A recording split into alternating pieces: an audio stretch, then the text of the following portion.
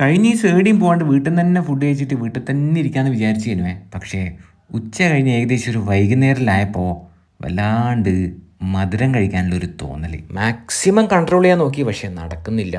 എന്തെന്ന് ചെയ്യാനാ, മനുഷ്യനായിപ്പോയില്ലേ പുള്ളേ. പിന്നെ ഇങ്ങനെ കൺട്രോളെല്ലാം ചെയ്തിട്ട് മധുരം കഴിക്കാണ്ട് നിന്നിട്ട് എന്നാ കാര്യമോ?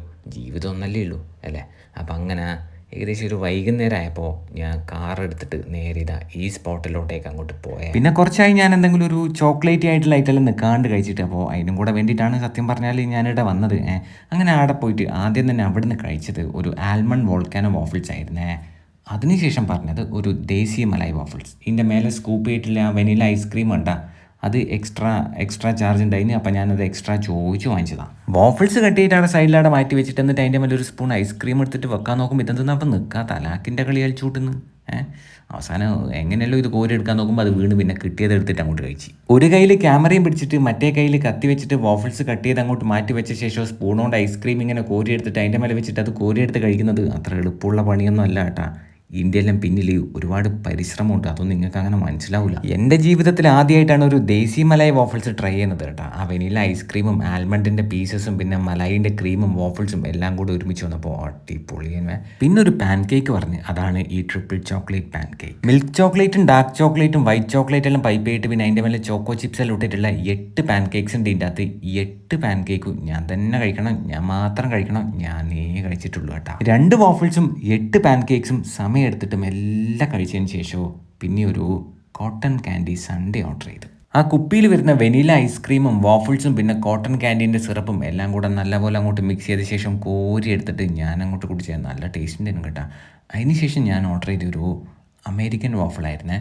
സ്ട്രോബെറി ന്യൂട്ടല്ല എന്നാണ് ഇതിൻ്റെ പേര്. സ്ട്രോബെറി ന്യൂട്ടല്ലയും വാഫിൾസ് എല്ലാം ഒരുമിച്ച് വരുന്ന സാധനം ഞാൻ ഇതിനു മുമ്പും ഇവിടുന്ന് കഴിച്ചിട്ടുണ്ട്. പക്ഷേ അതൊരു അമേരിക്കൻ വാഫിൾസിൻ്റെ ഫോർമാറ്റിൽ ഞാൻ ഇവിടുന്ന് ആദ്യമായിട്ടാണ് ട്രൈ ചെയ്യുന്നത്. ഇവിടുത്തെ അമേരിക്കൻ വാഫിൾസിനെ കുറിച്ച് പറയുകയാണെങ്കിൽ, അതായത് അതിൻ്റെ ഒരു ടെക്സ്ചറിനെ പറ്റി പറയുകയാണെങ്കിൽ നല്ല സോഫ്റ്റ് ആൻഡ് ഫ്ലഫി ആയിട്ടുള്ള ഒരു ടെക്സ്ചർ ആയിരുന്നു കേട്ടോ. കത്തീൻ്റെ ഒന്നും ആവശ്യം തീരെ വരുന്നില്ല. സ്പൂൺ കൊണ്ട് തന്നെ, അതായത് ഫോർക്ക് കൊണ്ട് തന്നെ ഇങ്ങനെ ഇളക്കിയെടുത്തിട്ട് കുത്തിയെടുത്തിട്ട് കോരിയെടുത്ത് കഴിക്കാവുന്നതേ ഉള്ളൂ. ആ മുറിച്ചിട്ട സ്ട്രോബെറി അമേരിക്കൻ വാഫിൾസിനോട് ചേർത്ത് വെച്ചിട്ട് പതുക്കെ ആസ്വദിച്ചിട്ട് അങ്ങോട്ട് കഴിച്ചതിന് ശേഷമോ പിന്നെ ഓർഡർ ചെയ്തത് ഒരു ക്രെപ്പായിരുന്നേ. ഇത് കാണുമ്പോൾ ചോക്ലേറ്റ് വല്ലാണ്ട് ഓവർലോഡ് ആയ പോലെ ഇല്ലേ അല്ലേ? ഇല്ലേ, അതെന്തുകൊണ്ടാണെന്നറിയാം. ഇത് ചോക്ലേറ്റ് ഓവർലോഡ് ക്രെപ്പായതുകൊണ്ടാണ്. You see the irony don't you? ഇനി അത് കണ്ടില്ലെങ്കിലും കുഴപ്പമൊന്നുമില്ല, പക്ഷെ ഞാൻ കഴിക്കുന്നത് കാണുന്നുണ്ടല്ലോ അല്ലേ? ഇല്ലേ? തൽക്കാലം അത് മതി. ഇനി ക്രെപ്പിനെ കുറിച്ച് പറയുകയാണെങ്കിൽ നല്ല സോഫ്റ്റ് ടെക്സ്ചർ ആയിരുന്നു. പിന്നെ വൈറ്റ് ചോക്ലേറ്റും ഡാർക്ക് ചോക്ലേറ്റും മിൽക്ക് ചോക്ലേറ്റും ഇഷ്ടംപോലെ പൈപ്പ് ചെയ്തിട്ടുണ്ടായിരുന്നു. പിന്നെ ചോക്കോ ചിപ്സ് ഉണ്ടായിരുന്നു, വൈറ്റ് ചോക്കോ ചിപ്സും ഉണ്ടായിരുന്നു കേട്ടോ. അപ്പോൾ അത് മെല്ലെ സമയമെടുത്ത് അങ്ങനെ അങ്ങോട്ട് കഴിച്ച് കഴിയുമ്പോഴത്തേക്കും ഞാൻ ചെറുങ്ങനെ ഒന്ന് മസ്തായിനെ. ഇനി എൻ്റെ ഇരുത്തവും കളിയെല്ലാം കണ്ടിട്ടാണോ എന്നറിയില്ല, ഇത്രയും നേരം വാഫിൾസും പാൻ കേക്ക്സ് എല്ലാം സെർവ് ചെയ്ത മച്ചാൻ എന്നോട് ചോദിച്ച്, ബ്രോ ഒരു ബോട്ടിൽ വെള്ളം വേണമെന്ന്. ഞാൻ പറഞ്ഞു വെള്ളം കുടിച്ച് കഴിഞ്ഞാൽ പിന്നെ ഇനി വാഫിൾസ് കഴിക്കാൻ സ്ഥലം ഉണ്ടാവില്ല, നീ ആ മെനു ഇങ്ങോട്ട് എടുക്കുന്നു. അപ്പോൾ പഠന മൂപ്പര എനിക്ക് മെനു കൊണ്ടെത്തുന്നു. മെനു നോക്കിയിട്ട് ഞാൻ ഇവിടുത്തെ ട്വിക്സ് വാഫിൾ ഓർഡർ ചെയ്തേ. ഇവിടുത്തെ ഓൾമോസ്റ്റ് എല്ലാ വാഫിൾസും ഞാൻ ട്രൈ ചെയ്തതാണ്. പക്ഷേ അതിൻ്റെ ഇടയ്ക്ക് എപ്പോഴോ ട്വിക്സിൻ്റെ വാഫിൾസ് മിസ്സായി പോയിന് കേട്ടോ. അപ്പോൾ അതും കൂടെ അങ്ങോട്ട് ട്രൈ ചെയ്ത് ഇനി ദാഹം മാറ്റാൻ വേണ്ടിയിട്ട് ഒരു കാരമൽ കോൾഡ് കോഫിയും പിന്നെ ഒരു ബ്ലൂബെറി സ്മൂത്തിയും പറഞ്ഞേ. കാരമൽ കോൾഡ് കോഫി നല്ല രസമുണ്ട്, ഒരിക്കൽ കുടിച്ചാൽ പിന്നെയും കുടിക്കാനെല്ലാം തോന്നും. പക്ഷേ ബ്ലൂബെറി സ്മൂത്തി ഉണ്ടല്ലോ, അത് വേറെ ലെവലാണ്. ആ 2 ബിവറേജസ് അങ്ങോട്ട് കുടിച്ചു തരുമോ? പിന്നെ എന്തെങ്കിലും ഐസ്ക്രീമെല്ലാം ഇട്ടിട്ടുള്ള ഒരു ഐറ്റം കൂടെ കഴിക്കാൻ എൻ്റെ മനസ്സിങ്ങനെ എന്നോട് നിൽക്കാണ്ട് പറയുന്ന പോലെ എനിക്ക് തോന്നിയേ. മനസ്സ് പറയുന്ന പോലെ തോന്നിക്കഴിഞ്ഞാൽ പിന്നെ ഞാനത് എന്തായാലും ചെയ്യും. അങ്ങനെ ഞാൻ ഇവിടുന്ന് ഒരു കിറ്റ് കാറ്റ് സൺഡേ കൂടി അങ്ങോട്ട് പോകും. കഷ്ണങ്ങളാക്കിയ കിറ്റ് കാറ്റ്, കഷ്ണങ്ങളാക്കിയ വാഫിൾസ്, ഐസ്ക്രീം പിന്നെ ചോക്ലേറ്റ് സിറപ്പും എല്ലാം കൂടെ ഒരുമിച്ച് വരുന്നതായിരുന്നു ഈ ഐറ്റം. അപ്പോൾ അത് എല്ലാം നല്ലോണം അങ്ങോട്ട് കുത്തി ഇളക്കിയിട്ട് കോരി എടുത്തിട്ട് ഞാൻ അങ്ങോട്ട് കുടിച്ചേ. അപ്പോൾ ഈ സ്പോട്ട് വരുന്നത് തലശ്ശേരി നാരങ്ങാപ്പുറം അല്ലെങ്കിൽ AVK നായർ റോഡിനടുത്തുള്ള ടെലി ടവറിലെ അതിനകത്തുള്ള വാഫി ഹൗസാണ്.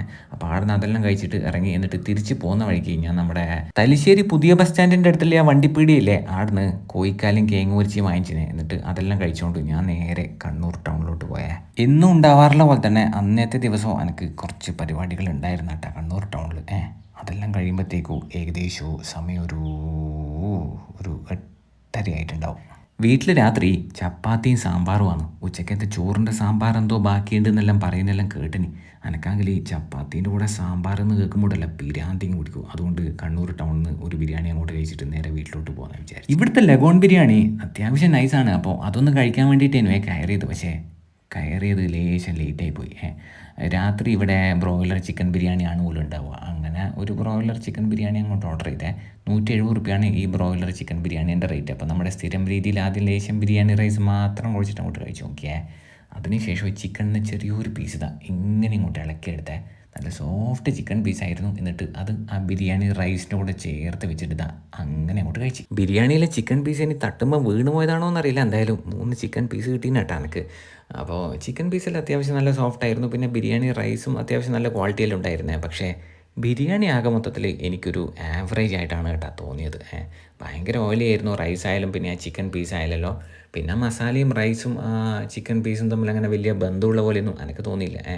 അപ്പോൾ 170 ഈ ബിരിയാണീൻ്റെ റേറ്റ്. അവസാനം ഒരു ലൈം ടീ കുടിച്ചാലോ എന്ന് വിചാരിച്ചതിന് പിന്നെ അത് വേണ്ടാന്ന് വെച്ച്. അപ്പോൾ ഈ സ്പോട്ട് വരുന്നത് നമ്മുടെ കണ്ണൂർ റെയിൽവേ സ്റ്റേഷൻ്റെ ഏകദേശം ഓപ്പോസിറ്റ് സൈഡിലുള്ള ഒമാസിനാണ്. പിന്നെ അവിടെ നിന്ന് ഇറങ്ങിയിട്ട് കുറച്ച് നേരം ഒന്ന് നടക്കാൻ പോയി. നടക്കുന്നതിൻ്റെ ഇടയ്ക്ക് നമ്മളെ SN പാർക്ക് റോഡിനടുത്തുള്ള ഹെൽത്തി കെയിനിലെ അവിടെ നിന്നൊരു അവക്കാഡോ കെയിനും കുടിച്ച് എന്നിട്ട് തിരിച്ച് വീട്ടിലോട്ട് പോകുന്ന വഴിക്ക് ഒരു ഷാർജ ഷേക്കും കുടിച്ച്. എന്നാൽ പിന്നെ ഞാനങ്ങോട്ട്